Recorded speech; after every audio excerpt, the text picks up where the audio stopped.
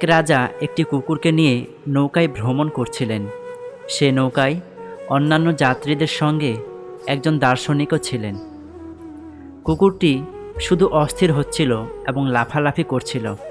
নৌকার মাঝি মন খারাপ করে ভাবছিল যে এমন চলতে থাকলে নৌকার যাত্রীদের নিয়ে ডুবে যাবে। কিন্তু কুকুর তার স্বভাবজাত প্রকৃতির কারণে কিছুতেই থামছিল না। এরকম পরিস্থিতি দেখে রাজাও বেশ রাগ করছিলেন, কিন্তু কুকুরকে শান্ত করার জন্য তিনি কোনো উপায় খুঁজে পাচ্ছিলেন না। নৌকাতে বসে সে দার্শনিক আর থাকতে পারল না। তিনি রাজাকে বললেন, রাজামশাই, যদি আপনি অনুমতি দেন আমি এই কুকুরটিকে একটা বিড়াল করে দিতে পারি। রাজা অনুমতি দিয়ে দিলেন। দার্শনিক দুইজন যাত্রীর সাহায্য নিয়ে সে কুকুরটিকে নদীতে ফেলে দিলেন। কুকুরটি হাঁসফাঁস করতে করতে নৌকাটিকে ধরার চেষ্টা করতে লাগলো। সে এখন তার মূল্য অনুভব করছিল।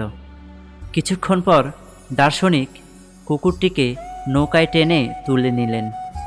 তারপর কুকুরটি গোপনে একটি কোণায় গিয়ে চুপ করে বসে রইল। বিষয়টি দেখে রাজা বেশ অবাক হলেন। তারপর রাজা দার্শনিককে জিজ্ঞেস করলেন, এটি কেন এখন একটি পোষা ছাগলের মতো বসে আছে? দার্শনিক তখন বললেন, যতক্ষণ পর্যন্ত নিজের সমস্যায় না পড়ে ততক্ষণ পর্যন্ত অন্যের সমস্যা বুঝতে রাজি নয়। এ কুকুরটি যখন পানির ক্ষমতা ও নৌকার প্রয়োজনীয়তা এবং নিজের ক্ষমতার সীমাবদ্ধতা বুঝতে পারল, তখনই চুপ করে বসে গেল। গল্পটি থেকে আমরা কি শিখলাম? আমরা মানুষেরা ঠিক এই রকম। নিজেদের অহংকার ও দাম্ভিকতায় আমরা অন্যদের জীবন অতিষ্ঠ করি। যখন নিজেদের ক্ষমতা ও ক্ষমতার সীমাবদ্ধতা বুঝতে পারি তখনই আমরা চুপসে যাই, তার আগে নয়। মানছি আয়নার মূল্য হীরার থেকে কম, কিন্তু হীরা পড়ার পর সবাই আয়নায় খুঁজে সবার আগে। এক ভিক্ষুক প্রতিদিন শহরে যেত ভিক্ষা করতে। একদিন ফলের দোকানে বেদানা দেখে তার খুব খেতে ইচ্ছা করল।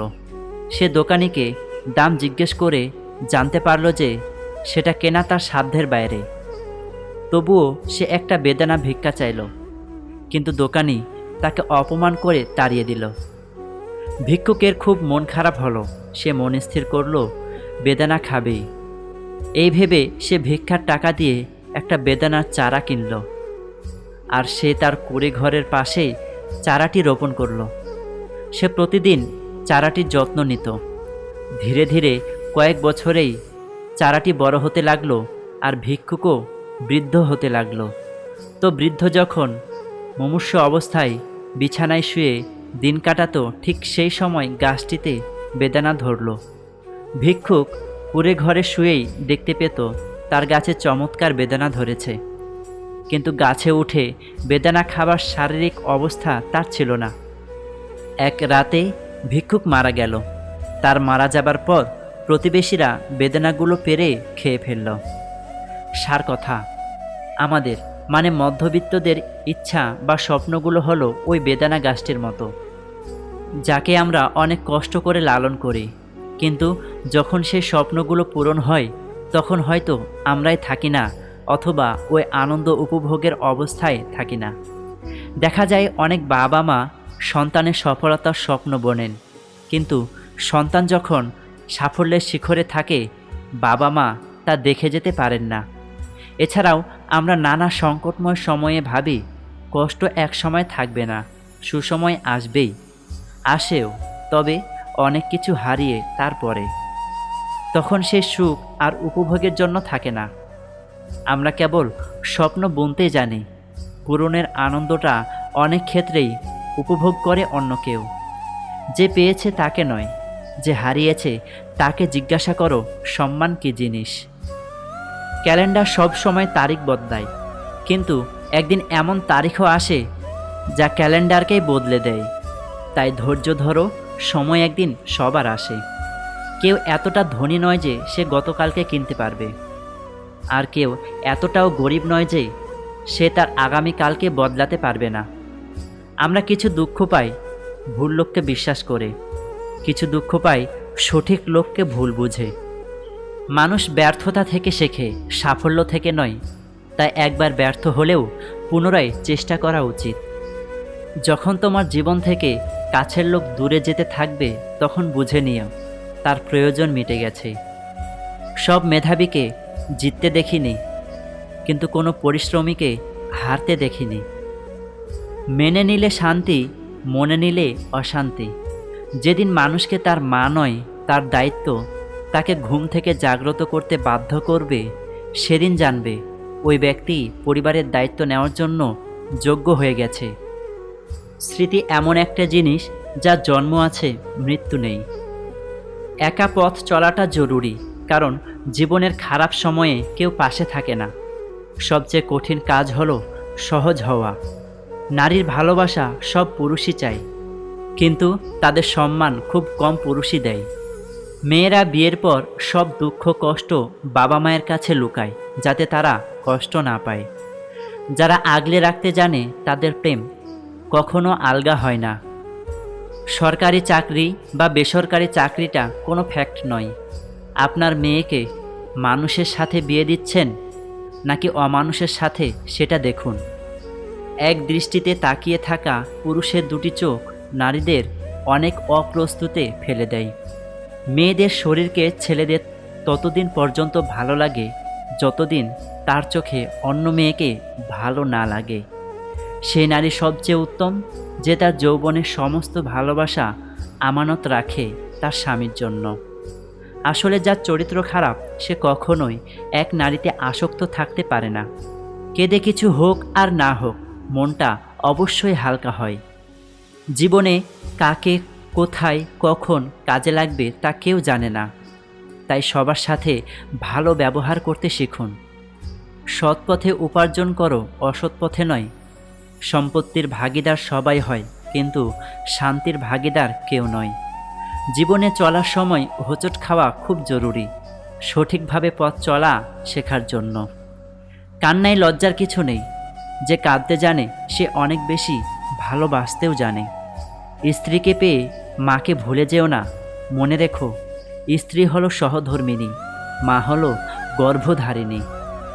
স্ত্রীর গায়ে হাত তোলার আগে 100 বার ভাববেন যে ভবিষ্যতে আপনার মেয়েরও বিয়ে হবে। আপনার মেয়ের গায়ে যদি তার স্বামী হাত তুলে, তাহলে আপনি বাবা হয়ে সেটা মেয়ের মুখে শুনলে আপনার কেমন লাগবে ভাবুন তো।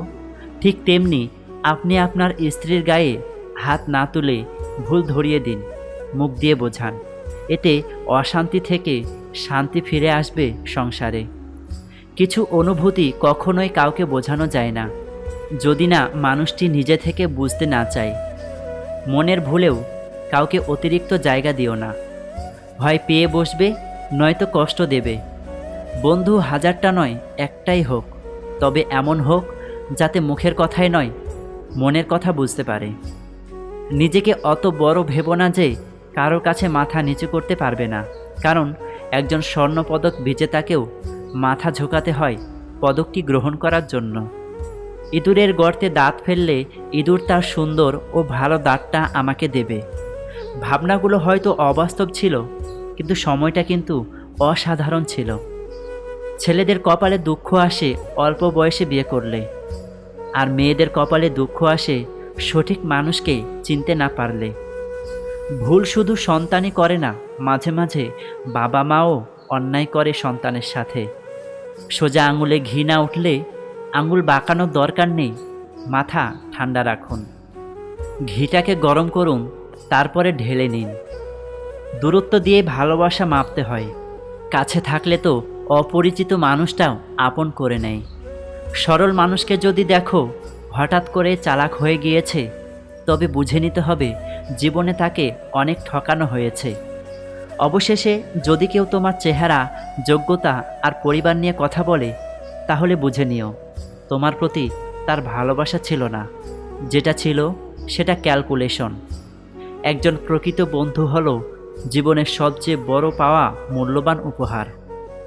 রাগী মেয়েদের রাগটা সামলাতে পারলে পাহাড় সমান ভালোবাসা পাওয়া যায়। একজনে আসক্ত হয়ে ঠকে যাওয়ার মাঝেও শান্তি আছে। অন্তত দিন শেষে বুকে হাত রেখে বলতে তো পারবো, আমি বেঈমান ছিলাম না।